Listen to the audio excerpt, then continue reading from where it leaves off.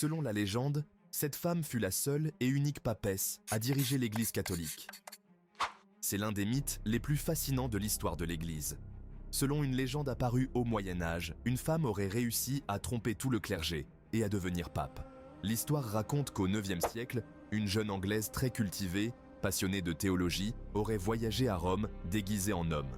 Sous le nom de Jean l'Anglais, elle serait montée dans la hiérarchie ecclésiastique jusqu'à devenir pape, sous le nom de Jean VIII. Mais après 2 années de pontificat, son secret éclate au grand jour. Elle aurait accouché en pleine procession dans les rues de Rome. L'événement aurait provoqué la fureur du peuple, qui l'aurait lynchée sur place, elle et son enfant. Ce récit a connu un immense succès pendant des siècles, au point qu'on aurait modifié le parcours des cortèges papaux pour éviter l'endroit du scandale, et que certaines chaises percées auraient été utilisées pour vérifier le sexe du pape par le biais de la fameuse vérification de virilité. Une cérémonie dont on ne sait si elle a vraiment eu lieu, mais qui fascine encore aujourd'hui.